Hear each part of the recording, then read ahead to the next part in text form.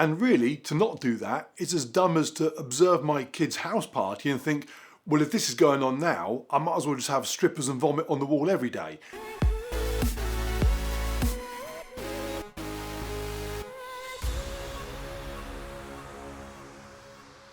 A few weeks ago I did a parkrun video where I explained that I'd been very overweight in the past and then I'd lost weight and I'd relapsed a bit and now find myself, currently at least, a good weight again. And I've had a bunch of people message me on Facebook and Instagram asking questions, which is all very cool, and they've largely fallen into two camps. Some saying, how did you get so overweight? What were you eating to get so big? Why?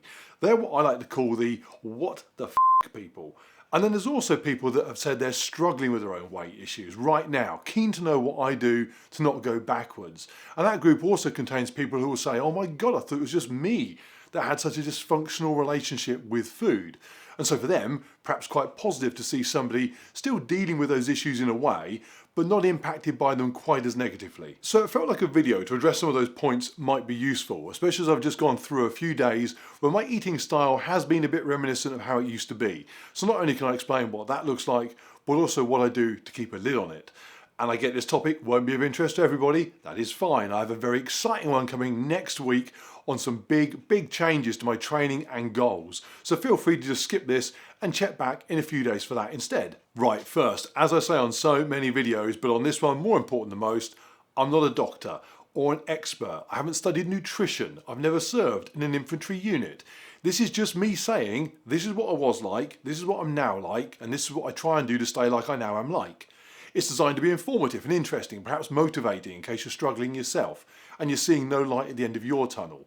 But it's not a substitute, obviously, for qualified advice. Clearly, if you have your own sort of problems with food relationships, just copying the bloke off YouTube is not necessarily going to be the solution to your problems. Go seek proper help from proper people qualified to give it. Okay, binge eating. Again, I'm not an expert, so I'm simply going to read bits of the NHS website here. The main symptoms of binge eating disorder is eating a lot of food in a short time and not being able to stop when full, eating when not hungry, eating very fast during a binge, eating alone or in secret, feeling depressed, guilty, ashamed or disgusted after binge eating. Now here's where anybody with any sort of addictive compulsive issues, sometimes we find ourselves banging heads against a wall when trying to explain the situation to somebody else. Because when I've told people in the past about my eating, they'll say, oh yeah, I hear you, I've had a whole Domino's pizza myself, one time too many. And I would have to explain that disordered binge eating is not occasionally going back for seconds. It's not overindulging at Christmas or a family barbecue. It's not rolling around and thinking, oh, I feel stuffed. For me, the main aspect that stands aside from those situations is the eating way past full and the eating in isolation of social situations. So eating way past full doesn't mean thinking, oh, I think I could have another biscuit. It means thinking, I've eaten so many biscuits I feel sick. I wasn't hungry when I started eating the biscuits because I'd already eaten all the cake, but I ate them anyway. I don't know why, I didn't need them, I didn't really want them, I didn't enjoy them in the traditional sense of enjoying nice food. It means thinking all that, and then eating more biscuits.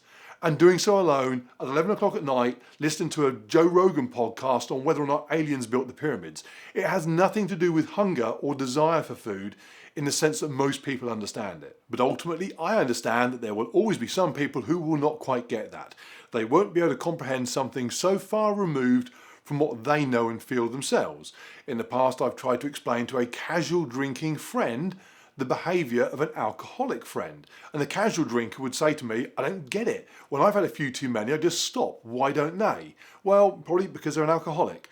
The problem is, because the person without the condition is consuming the same product, they assume they're having the same experience. And they really aren't. If you're someone lucky enough to not have your brain ask you to do dumb things, it's tough to understand. The best description I've ever heard actually was from a drug addict. He said, you have as much self-control in the moment as if you hold your breath. Before you need to breathe, really life and death need to breathe, you will experience a compulsion to breathe that will win. You can't beat your brain one-on-one in a fight you aren't ready for. And it is really as simple as that, compulsion beyond your immediate control. Except when it comes to breathing, there's a pretty good reason for you to do so. Of course, the other issue with trying to understand somebody's irrational behaviour is a desire to attribute the behaviour to things that we do understand, and especially around food issues where some sorts of disordered eating, not all of it, but some sorts will lead to being overweight, because there it's sometimes simple to put the problem down to being lazy. Because at a base physics level, being overweight is too much consumed, not enough burnt. So not enough burnt translates to inactivity, inactivity, lazy, fat equals lazy. And given how simple that calculation is, consuming v burning, if you aren't sticking to it, well, you must be stupid as well. Let's add that on as well. I'm sure there are stupid lazy people who are very fat, but there's also stupid lazy people who are very thin. And in fact, when I was very fat, I wasn't stupid or lazy, no more than I am now anyway. So while it's an easy label and it gives people an answer to something they don't otherwise get, it's just not often right. So what do they all look like for me? Historically, eating a large amount of terrible food, burgers, sweets, snacks, often all at once, often alone, followed by a very short period of being appalled at that behaviour, before then continuing on as though it never really happened, and still be eating not particularly well outside of those binge periods. As a result, those calorie binge days, which could easily exceed 10,000 calories, not a problem at all, would then blend into subsequent days of 3 or 4 or 5,000 calories as a norm. Hence, I just ended up huge. Now, when I got in shape, obviously a lot of that was exercise involved, but as far as diet was concerned, I really only focused on those routine high calorie days and fixed those. I never really got a handle on the occasional binge days. That was enough to get where I am now, but it never felt like I'd solved everything. And until very recently, I used to regard that as a problem. It felt like there was an issue from that period of time that I'd never really addressed and would one day just have to deal with it. But I've since changed my mind, and now I adopt a 3-step approach to that binge eating part that just works for me. It wouldn't work if I was still overweight, it wouldn't work if I was still not exercising, and it might not work if I simply wasn't me, if I was somebody else. Everyone needs to find their own solution, although doing so with guidance and expertise might be the preferential way for many. My point is, just because this is my 3 steps, they might not work for you. In fact, before I explain what they are, let me describe the last few days, because it's particularly relevant having just come off the back of a couple of days mini binge eating period. Now, in the past, I can well imagine the instigators for my poor eating being closely aligned with the ones mentioned in a lot of the literature on the subject. Things like depression, anxiety, stress, a problem at work, a problem within the family. That could easily have been a trigger. Negative things. Interestingly, a binge for me now is more likely to come at a time when all is well. Actually, I say interesting, I mean annoying, because you'd think when all was good, you'd have more ability to retain some sort of self-control, but just not so. So the weekend just gone, I competed at High Rocks, a multidiscipline fitness event. Took place at midday, and in the afternoon I ate well, but not a ridiculous amount of food, probably given the calories I'd expended in the event, probably a surplus of 500 to 1,000 at most for the whole day. On the Sunday, I continued eating the same way, but without the event, so probably had a couple of 1,000 calorie surplus. And on Monday, it all went south. I was happy, I was positive, I was pleased with how the race went, looking forward to the next one, but I still consumed many, many thousands of calories. I ate way past being full. I ate healthy foods, I ate unhealthy foods constantly, thus probably negating the health benefits of the healthy ones. At one point late in the evening, already feeling uncomfortable at the amount I had consumed, I ordered a Burger King meal. Actually, I ordered 2 Burger King meals, 2 burgers, 2 portions of fries, 2 drinks. Didn't need them, didn't really want to eat them, certainly didn't really enjoy eating them, but unable to not eat them. Over 3,000 calories in that little portion alone, a mere drop in the ocean of what I'd already had that day. I remember thinking, I'll leave a single fry untouched, just as a sort of fuck you to my brain to show it that I still have a say in what happens.